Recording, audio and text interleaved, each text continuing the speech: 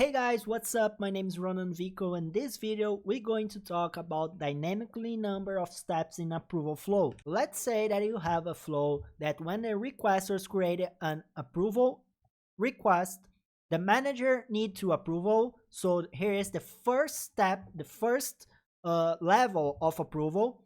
And after the manager approve it, the coordinator needs to approve it also. Let's say that in some cases you need other step, other level of approval after the coordinator. In some cases you need the CEO approval, or if you are the manager, that the example that we're going to face in this class right here. If you are the manager, does not make sense to send an approval to the manager again. So if you are the requester but you are the manager, we want to have just one level of approval going directly to the coordinator. Here's the challenge. Here I have this trigger that is going to be manually so we can test it easily. I will insert the approval connector, and at the approval connector, I'm going to use the start and wait for an approval. Here we have the default that you may be used to use the approval reject and the custom response, but nowadays we have the sequential approval. That's not new, but in the past it was not available. So the sequential approval, it's a kind of approval that we can insert steps dynamically. That's the magic. So here we can click and add new item. Let me insert a title, my approval testing. So here at the approval steps, I can insert a new item, and the levels, the steps that I want on my approval will be inserted here with emails separated by a semicolon. So basically here, after I create this approval, I will send to the first level. To test it, I'm going to insert here the Adele's email. The Adele is going to be our manager, okay? Let's say that I want to have more than one manager here. So Adele can approve it, or Ronan can approve it, or any other manager that I have. So I can insert more than one manager here, more than one person, and all of this people can approve this approval. It's the first to respond, right? So, okay, I have the first level here, and I can add new item and add new item and add new item and so on.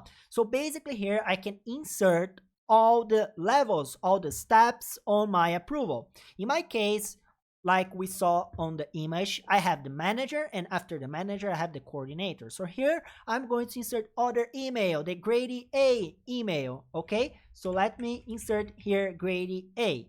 So now we have the first step and the second step. This is not dynamically, right? It's manually inserted by my hands.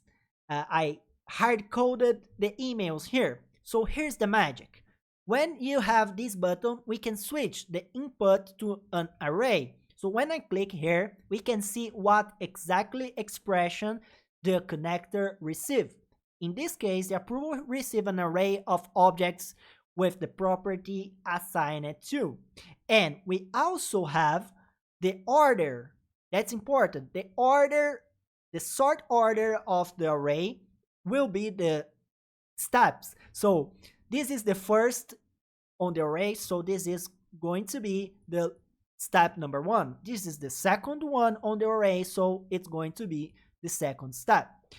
The magic is to build the same array with the same objects, with the same assigned to property, and in the order that I want. So here, what I'm going to do, first of all, is to create a variable. In this variable, I'm going to have the type of an array, right? So initialize a variable, the name is going to be approval steps.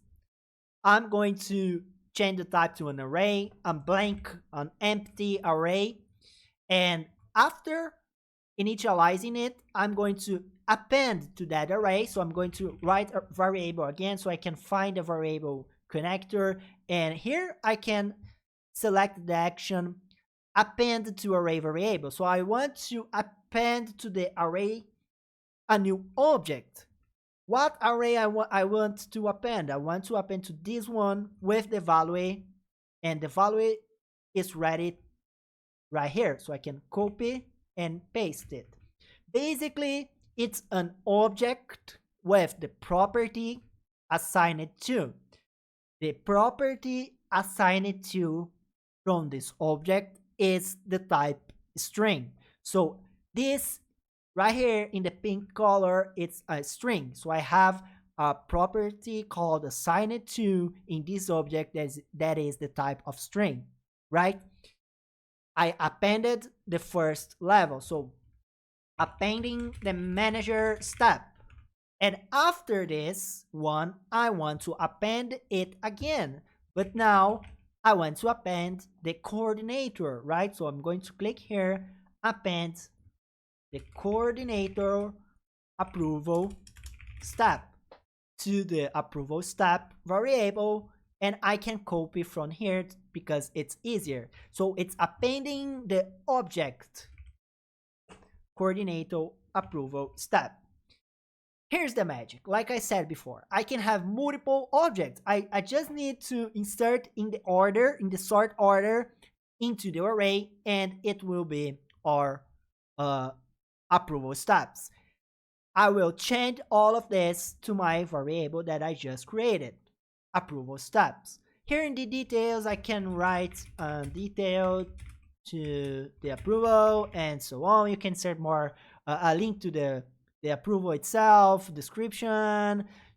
Maybe you already know that, right? Let's test it without any condition here so you can understand what I'm trying to explain. I'm going to save this flow and run it. Who is running the flow? Ronan Vico is running the flow, right?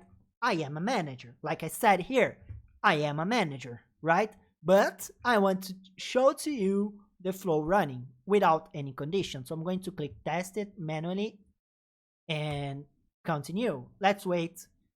Here on the Adele's account, I'm going to wait on my Outlook or on my Teams. Both of them will receive the...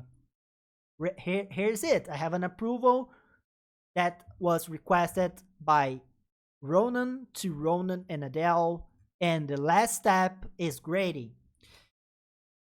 I am at the Adele's account. So as I said before, the first one to respond will be considered to this approval. So if I reject or approve, in my case, I will approve that. We'll go to the next step. Here at the Grady's account, I can open the Teams. I will see here at the Grady's account that I have a pending response right here about this approval. Nothing new here. You understood that you can insert more steps just appending to the variable. That's the thing that you already know. To finish this approval, I will approve that, and we can see the flow finishing right now. Okay? But let's say that I want to jump the step. I want to skip, not jump. Jump is not the correct word here. Sorry, I'm improving my English. So basically at this image right here, if I am the manager, I want to go directly to the coordinator. And also I can have more conditions, right? If it's a request to a certain value, I want to have a new step that goes to the CEO. Let's think about it. We can have more steps and more levels if we need. In my case, I want to have less steps. If I am the manager, I want to go directly to the coordinator. To do it, I can just insert here a condition, and you will build your own condition based on your case, right? In my case, I will insert the email. I have a small company, I know who is the manager, so I will insert here if the email from the manually trigger, so the user email who is running the flow, starting the flow email, I will... That's a trick, that's a tip right here. You will select the user email and delete the encoded. I don't want to use the encoded email. I want to see the email at company.com. So here, if the email from the trigger, the user from the flow is equal to, or I can use the contains Ronan Vico, or its other manager like contains Adele. If the emails contain Ronan Vico or the emails contains Adele, I know that if is a manager, then do nothing else append the manager step. So if is a manager, I always type it wrong. If is a manager, do nothing. But if it's false, if it's not a manager, then append the manager step. If I run it again, let's test it again. I will click here and run flow, and here's it. I am a manager because I am the Ronan who is running the flow. So because of that, we will not run the false step right here. So we'll just append the coordinator. And because of that, I will have this approval in the grades, that is the coordinator, right here, with just one step. So I have just one step.